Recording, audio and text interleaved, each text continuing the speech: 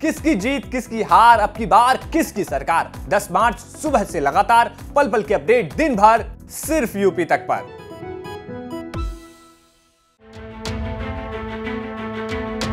उत्तर प्रदेश विधानसभा चुनाव 2022 के नतीजों की उल्टी गिनती शुरू हो गई है। ईवीएम में कैद प्रत्याशियों की किस्मत को स्ट्रांग रूम में सख्त पहरे के बीच रखा गया है।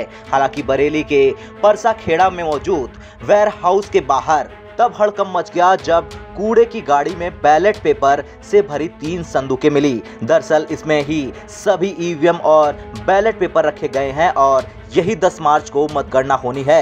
हुआ ये कि बेहड़ी विधानसभा से जुड़े एक कूड़े की गाड़ी आई, जिसे समाजवादी पार्टी के कार्यकर्ताओं ने चेक करने के लिए रोका। चेक करने पर गाड़ी में बैलेट पेपर से भरे 3 संदूक मिले। फिर क्या था, सपा कार्यकर्ताओं ने इसे लेकर जमकर हंगामा किया।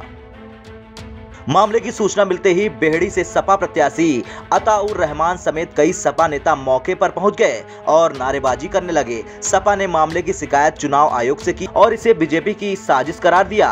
अताउर ने कहा कि उन्हें शुरू से ही प्रशासन पर भरोसा नहीं है। पहले दिन से ही प्रशासन पे और सरकार पे भरोसा नहीं है और इसीलिए हमारे संगठन के लोगों ने, हमारे सारे कार्यकर्ताओं की विधानसभा वार ड्यूटी लगी और सब लोग यहाँ पर टेंट में बैठे। कूड़े की गाड़ी में 3 बॉक्स रखे हुए थे, संदूक जिसे बोलते हैं, और उसमें जो सामग्री थी वो रोके जब, तो ये गाड़ी लेकर भागने लगे। उसके बाद रोकी, तब इन लोगों ने चेक किया तो उसमें 3 बॉक्स थे। फिर सारे नेता लोग भी यहीं आ गए, कार्यकर्ता आ गए और फिर अंदर ले जाकर हम लोगों को वो बॉक्स खोल के दिखाए हैं। उसमें बैलेट पेपर हैं लेकिन अनयूज्ड हैं। अनयूज्ड ही हैं, हाँ, ब्लैंक हैं। और उनकी जो सामग्री थी, जो लिस्टें बनती हैं कौन से वोट पड़े कौन से नहीं पड़े। हमारा कहना ये है कि 14 तारीख को इलेक्शन हुआ है, वोटिंग हुई है। आज 8 तारीख है, परसों काउंटिंग होगी। तो ये इतने दिन बीच में वहाँ पर क्यों रखे रहे? 14 तारीख को ही आ जाना चाहिए थे ईवीएम के साथ में। अगर 14 को नहीं आए थे तो 15 को आ जाना चाहिए थे, लेकिन ये आज लाए गए, इसलिए ये मामला संदिग्ध था। हम लोगों ने हंगामा बढ़ता देख डीएम एसएसपी के साथ कई थानों की पुलिस भी मौके पर पहुंची और मामला शांत करने की कोशिश की। हालांकि डीएम शिवकांत द्विवेदी ने माना कि प्रशासन से गलती हुई है कि आरओ ने चुनाव से जुड़े सामान कूड़े की गाड़ी में भेज दिए।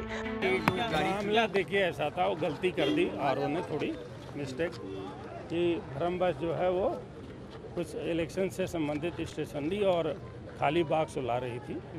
अब वो कूड़े की गाड़ी में थी, इसलिए लोगों ने आपत्ति की। आपने देखा है, लोग आए, सब संतुष्ट हो गए, देख लिए, सभी ने स्ट्रांग रूम देख लिया, किसी प्रकार की कोई परेशानी नहीं है और सारी ईवीएम हमारी सुरक्षित है। इस बात पर कन्विंस होकर के लोग गए। कार्रवाई की बात कर रहे हैं कि कार्रवाई हम इसकी जांच करेंगे, कोई जिम्मेदार होगा तो कार्रवाई जरूर। बरेली में इस घटना का जिक्र सपा अध्यक्ष अखिलेश यादव ने अपनी प्रेस कॉन्फ्रेंस में भी की।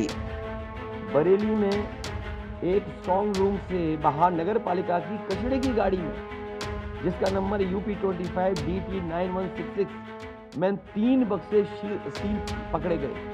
सील बक्से थे। एक बक्से में सादा बैलेट पेपर था तथा 2 बक्से में मोहरें, रजिस्टर तथा सील करने वाला सामान था। करीबन 500 बैलेट पेपर पकड़े गए। क्या सफाई देगी सरकार? इसीलिए मैंने कहा, प्रमुख सचिव मुख्यमंत्री, आप जानकारी कर लें। अगर आपके डीएम्स कोई जानकार हैं, उन्होंने खुद बताया है कि वहाँ से लखनऊ से फोन आ रहे हैं कि जहाँ पर भारतीय जनता पार्टी हार रही हो वहाँ पर काउंटिंग स्लो हो और रात तक काउंटिंग लेकर के जाए।